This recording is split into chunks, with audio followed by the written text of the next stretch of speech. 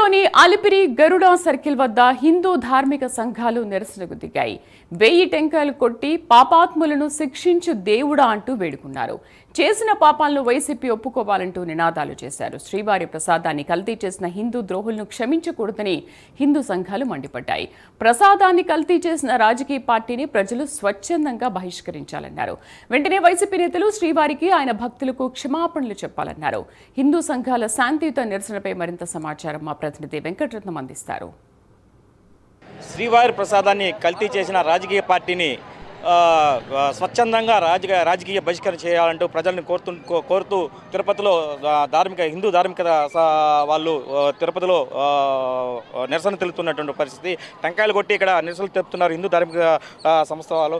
మనతో పాటు కొంతమంది ధార్మిక సంస్థ వాళ్ళు ఉన్నారు, వాళ్ళతో హిందూ ధార్మిక సంస్థ వాళ్ళు ఉన్నారు, వాళ్ళతో పాటు మాట్లాడే ప్రయత్నం చేద్దాం. స్వామి చెప్పండి, కల్తీ నెయ్యి జరగలేదని చెప్తున్నారు, దీని గురించి మీరేం చెప్తారు? కల్తీ నెయ్యి జరగలేదంటున్నారు. వీళ్ళ పాలనే కల్తీ కదా, మీ పాలనే కల్తీగా చేశారు. ఇంకా కొత్తగా చేయడం ఏముందయ్యా? మీరు ఏ రోజైనా మీరు ఒప్పుకున్నారా? నిజాన్ని నిర్భయంగా ఒప్పుకునేటువంటి శక్తి మీకుందా? పవిత్రమైనటువంటి వెంకటేశ్వర స్వామి లడ్డూ ప్రసాదాన్ని కల్తీ చేసి ఈరోజు మాకు సంబంధం లేదు, మేము కల్తీ చేయలేదు అని అంటున్నారు. ఏ రోజయ్యా మీ పాలనలో ఒక్క రోజైనా కల్తీ చేయకుండా ప్రజాపాలన చేశారా? ఒప్పుకోండి.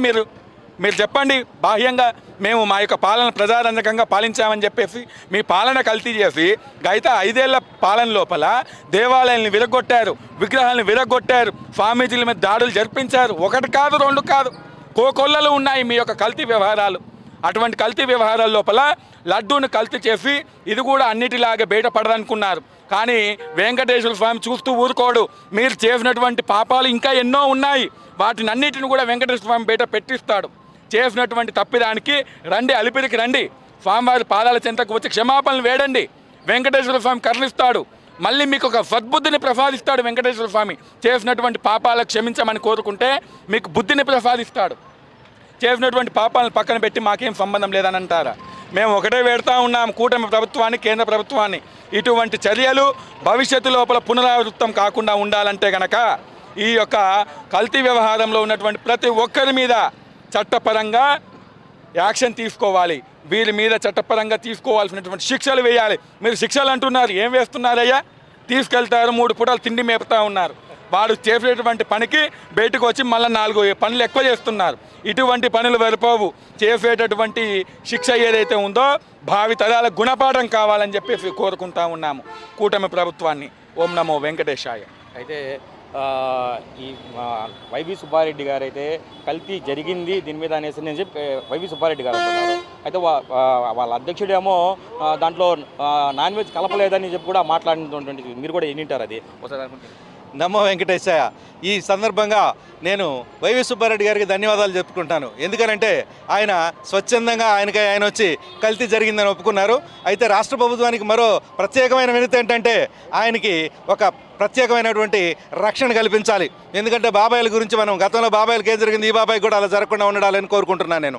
అంతేకాకుండా నేను ఈ రాష్ట్ర ప్రభుత్వాన్ని, కేంద్ర ప్రభుత్వాన్ని విన్నవించుకుంటుంది ఏంటంటే వీళ్ళకి ఏదో ఒక తూతూ మంత్రంగా శిక్షలేసి సిట్ అనే పేరుతోటి కాలయాపన చేసి వాళ్ళని 100 రోజుల్లో జైల్లో పెట్టాం, 200 రోజులు జైల్లో పెట్టాం అని అనుకుంటున్నారు. కానీ వాళ్ళు అక్కడ సర్వసౌఖ్యాలు అనుభవించి బయటకు వచ్చి మళ్ళీ కల్తీ జరగదని చెబుతున్నారు. అలా కాకుండా వాళ్ళకి ఒక ఫాస్ట్ ట్రాక్ కోర్టు ఏర్పాటు చేసి ఈ శిక్షలను చాలా కఠినంగా తొందరగా మనం చేస్తే ఏమవుతుందంటే నెక్స్ట్ మళ్ళీ ఎవరైనా అలా మాట్లాడాలన్నా, అలా హిందూ ధర్మం మీద, హిందూ దేవాలయాల మీద, హిందూ దేవుళ్ళ మీద ఏమైనా సరే మాట్లాడాలన్నా కూడా, అరాచకం చేయాలన్నా కూడా భయం ఉంటుంది. ఈ ముఖ్యంగా మనం త్వరలో మేము ఈ సాధు సంతులందరి తరపున, హిందూ సంఘాల తరపున రాష్ట్రపతి గారిని కలిసి సపరేట్గా విన్నవించాలనుకుంటున్నాం. తప్పకుండా ఈ హిందూ ధర్మం మీద, హిందూ దేవాలయాల మీద, దేవుళ్ళ మీద, ముఖ్యంగా అఖిలాండ కోటి బ్రహ్మాండ నాయకుడు వెంకటేశ్వర స్వామి మీద జరిగినటువంటి ఈ అన్యాయాలన్నిటికీ కూడా ఒక ఫాస్ట్ ట్రాక్ కోర్టును ఏర్పాటు చేసి ఆ దోషులకు శిక్ష పడే వరకు, అంటే బోర్డు మెంబర్ల నుంచి ముఖ్యమంత్రి వరకు ప్రతి ఒక్కరి ఇన్వాల్వ్మెంట్ ఉంది ఇందులో. ఆ అప్పన్న అనేవాడు ఏమన్నా మన అంబానీ గారి బంధువు అండి, ఆయన అకౌంట్లో 24 కోట్ల రూపాయల డబ్బులు ఉండటానికి అసలు దీనికి మూలం ఎవరు, కీ పాయింట్ ఎవరో కనుక్కొని వాళ్ళందరినీ శిక్షించాలంటే కాలయాపన కాకుండా ఫాస్ట్ ట్రాక్ కోర్టులు ఏర్పాటు చేసి వాళ్ళని కఠినంగా శిక్షించాలి. మరొకరికి బుద్ధి ఉండాలి, భయపడాలంటే భయపడాలి మిగతా ఎవరైనా హిందువుల మీద అలా దాడులు అరాచకాలు చేయాలంటే. ముఖ్యంగా తిరుమల మీదే ఎక్కువ ఎంచుకునేసి కుట్రలు చేస్తున్నటువంటి పరిస్థితి, దీని గురించి మీరేం చెప్తారు? గత ప్రభుత్వంలో ప్రతిదీ కుట్రలు కుతంత్రాలు జరిగినాయి. మొన్నటికి మనం చూసినాము. వైవి సుబ్బారెడ్డి గారే సాక్షాత్తు మీడియా ముందుకు వచ్చి కల్తీ జరిగిన మాట వాస్తవమే, సిట్టు రిపోర్ట్లో కూడా అదే ఉందనేసి చెప్పారు. కాకపోతే పందికొవ్వు చేప నూనె మాత్రం లేదు, రసాయనాలు కలిసినాయనేసి సిట్ రిపోర్ట్లో ఉంది, కల్తీ జరిగిందనేసి కూడా ఒప్పుకున్నారు. మనం గతంలో చూసినట్లయితే అన్నదానం కూడా నాసిరక బియ్యంతో ముద్దలు పెట్టేసి భక్తులు సగం అన్నంతో తిని సగం వదిలేసి పోయిన దాఖలాలు కూడా మనం చూసినాం. అదే అన్నాన్ని ఇక్కడ ఉన్నటువంటి టీటీడీ కళాశాలలో ఉన్నటువంటి విద్యార్థులకి అదే భోజనం పెట్టారు. ప్రతి దాంట్లో కూడా కల్తీ జరిగింది. జీడిపప్పు కానీ ప్రతి ఒక్క దాంట్లో పప్పు నుంచి ఉప్పు వరకు ప్రతిదీ కల్తీయే జరిగింది గత ప్రభుత్వంలో. అది హిందూ ధార్మిక సంఘాలు చెప్తున్నటువంటి పరిస్థితి అయితే ఇప్పటికైనా వాళ్ళు కళ్ళు తెరిచి తప్పు ఒప్పుకొనేసి స్వామివారికి క్షమాపణలు చెప్పాలని చెప్పి కూడా హిందూ ధార్మిక సంఘాలు అయితే చెప్తున్నటువంటి త్వరలో మేమందరం కలిసి రాష్ట్రపతి గారిని కలిసి వాళ్ళకి వివరించే ప్రయత్నం కూడా చేస్తాము. అట్లాగే ఈ ఎవరైతే వైవి సుబ్బారెడ్డి ఉన్నారో ఆయన కూడా కూటమి ప్రభుత్వం రక్షణ కల్పించాలంటూ కూడా హిందూ ధార్మిక సంఘాలు చెప్తున్నటువంటి పరిస్థితి. కెమెరా పర్సన్ నరసింహతో వెంకటరత్నం, ప్రైమ్ న్యూస్, తిరుపతి నుంచి.